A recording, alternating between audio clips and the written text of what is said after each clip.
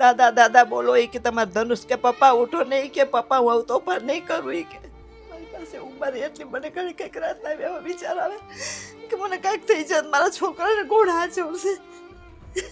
સાચી વાત છે બેન, કેમ કે બીજું કોઈ છે જ નહીં ઘરની અંદર. તમે 3 માં દર દીકરા 8 તારીખ આવે દર મહિનાની એટલે એમ થાય કે હમણાં ભાડા આવશે પૈસા લેવા, મકાન માલિક હમણાં પૈસા લેવા આવશે, એ જ ઉપાધિ થયા કરે.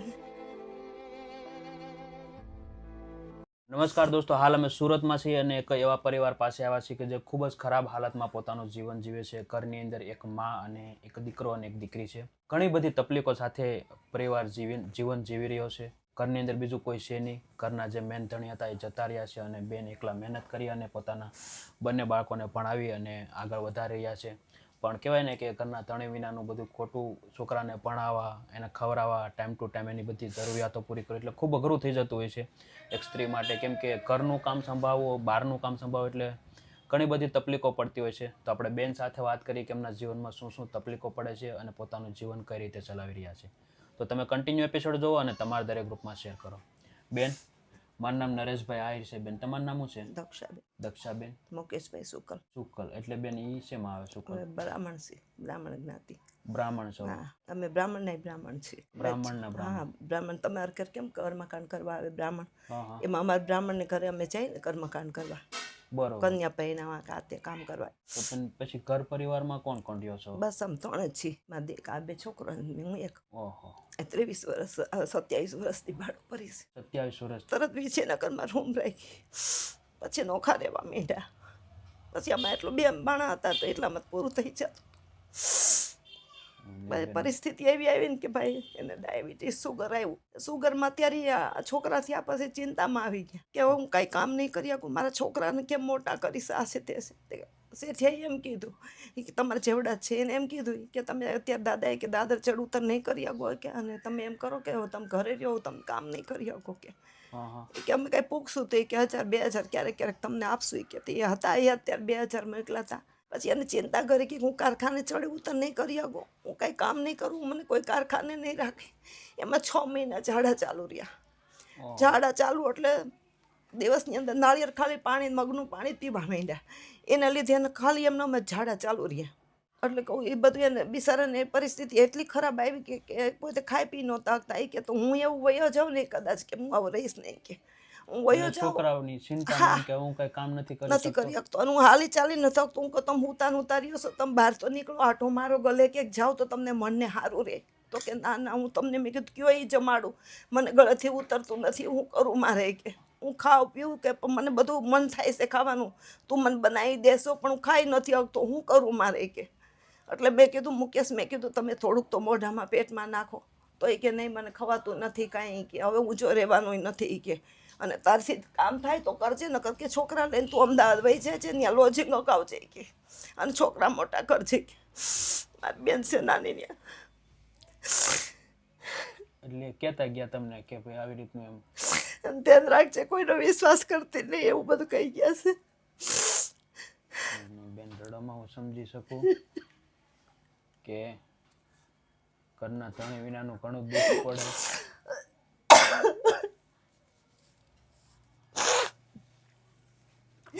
તો પછી તમારા દેરિયા જેઠી વાળા છે ને એની દીકરી, બે જેઠની દીકરી, આ સોપાલો સાડીવાળા, એને મારા છોકરાના યુનિફોર્મ ને એવું બધું લઈ દીધું છે.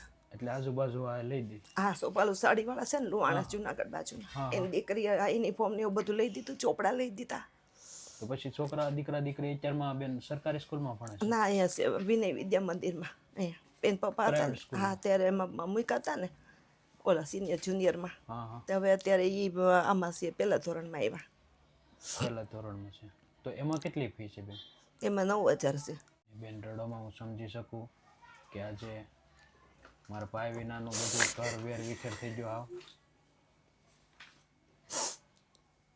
મારી પાસે ઉંમર એટલી મને ઘણી કંઈક રાતના એવા વિચાર આવે કે મને કંઈક થઈ જાય મારા છોકરાને કોણ હાચવશે.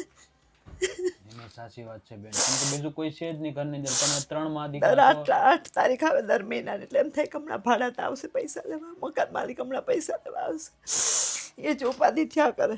એકલા જવાબદારી બધી માથે આવી જાય એટલે ખૂબ અઘરું થઈ જાય એમ. કદાચ ભલે મારા ભાઈ કામતા ન હોત પણ સામાં બેઠા હોત ને તો એ તો લાગે એમ થાય કે આપણે સ્યાહામાં તો સારું છે. મેં એને કીધું તો મને ત્યારે કીધું મને તમે હંચો લઈ દો. તો મને કે મારી પાસે પૈસા હોય તો તને હંચો લઈ દઉં. નહીં કે હું ક્યાંથી તને હંચો લઈ દઉં કે પરિસ્થિતિ એવી આવી કે આપણે કંઈ કરી શકીએ એમ નથી. બીજું એ થઈ વધારે તું કરીને હમણાં વચમાં ગોઠણનો દુખાવો થઈ ગયો તો ગોઠણ દવાખાને 2-3 બતાવ્યા. પ્રાણમાં કે ઘસારો ચાલુ થઈ ગયો છે. મેં કીધું ઘસારો ચાલુ થઈ ગયો તો હું હવે શું કરીશ? મેં મારા છોકરાને રોજ મૂકવા લેવા તો જવા જ પડે. સાચી વાત. તાઈ વિનયમાં નજીકમાં રાખ્યું. મેં આઘી કઈ સ્કૂલમાં વારો આવશે કે નકર પછી જો નહીં આવે તો સરકારીમાં કંઈક લઈ લઈશું કીધું. તો પછી મેં અહીંયા જ ત્યાં રાખ્યા.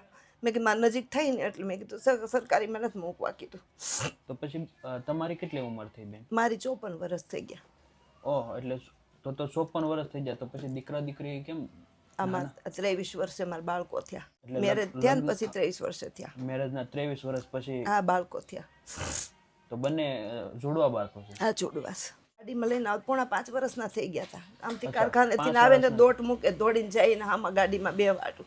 તાકી શેરીવાળા એમ કે દાદા આવે ને કે ઠેઠ ઓલા ધોબીની દુકાન પાસેથી વાંક વળે ને ત્યાંથી છોકરા દોટ મૂકે કે તો ત્યાંથી બોલતા આવે કે આગળ જો કે મારા છોકરાને કંઈ ગાડીવાળા આમથી આવતા હોય ને શેરીમાં તે કે પાય ધીમી આંકજે મારા છોકરા આયલા આવે છે. એને આની બધા છોકરાની ચિંતા વધારે હતી કે હું આમ વયો જઈશ તો મને હું ખાઈ પી ન શકતો એટલો વયો જાય છે. પછી હું કરીશ એમ. નહીં એટલે એને એનું બહુ મેં- દેખાઈ ગયું હતું એમ હા કે બસ ભાઈ ભવિષ્ય દેખાઈ જ ગયું હતું કે હું ખાઈ જ નથી શકતો તો પછી હું કેમ કરીને રહીશ એમ. નહીં, નથી કામ કરી શકતો. 6 મહિના તો સતત હાવ બંધ ને બંધ આમ કામનું ધંધોનો એની દવાઓમાં સિમી મેં હોસ્પિટલમાં એકલી જાઉં ને એકલી આવું 2 હાથમાં થેલ્યું છોકરા એને પપ્પાના હાથ પકડું અને એકલી રિપોર્ટ કરાવવા જતી. અને તોય ઓલા કેમ કે ભગવાનને જે તોય ધાર્યું કોઈ હતું, ભેગું નહોતું આવતું ને છેલ્લે છેલ્લે અહીંથી ઓફ થઈ ગયા. સામે વાળા માસીને ને બોલાવ્યા. મેં કીધું હાલો ને તમારા દાદા આજકા મહિના ખાવા કીધું.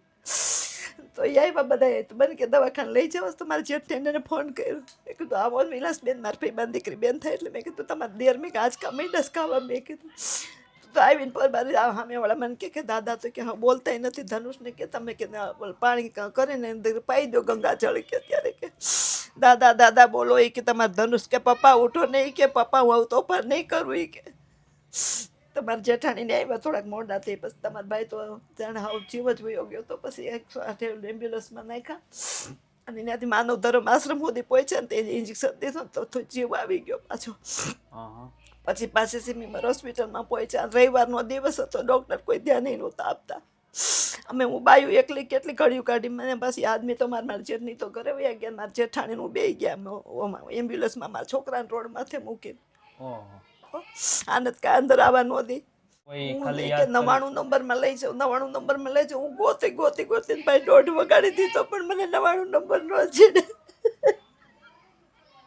હું જાઉં છું ત્યાં દવાખાના 99 નંબર ગોતવાય કે જાઉં ત્યાં મૂકી આવી આપણે લઈ જાય. એને સોનોગ્રાફી કરાવવાની હતી બધું બાકી હતું. પછી ઓલી ડૉક્ટર મને ખીજા માંડી કે તમને ખબર નથી કે અંદરથી ડૉક્ટર અમને ખીજાઈ કરે છે કે મેં તમને ના પાડી કે આવવાની કે તમે આવ્યા હતા. મેં બેન અમને આ ખબર નહોતી કે આ રૂમ છે એમ કીધું. પછી આ ગોતતા મેં અત્યારે આવ્યા છે તો કે હવે બીજાના વારા હોય નહીં કે તમારા પેશન્ટને બહાર રાખો એ કે ત્યાં તો ત્યાં જ આજકા આવી ગયા. આ તો કઠણ થઈને ભાઈ કામ કરું છું. તમારી કંઈ તાકાત નથી કે અત્યારે હું આ પરિસ્થિતિમાં કાંઈ પપ્પાએ પહેલાં મને કંઈ કરવા જ ન દીધું. એ ટોનને હું ટાંકું ને તો એમ કે ઘઉં મૂકી દે ને મારથી થાય એટલામાં પૂરું આપણે કરશું એ કે થાય એટલામાં પૂરું કરશું. એને બેન રડોમાં તો અત્યારે મતલબમાં રાશનની જરૂર છે તમને. એને ચોક્કસ બેન રડોમાં.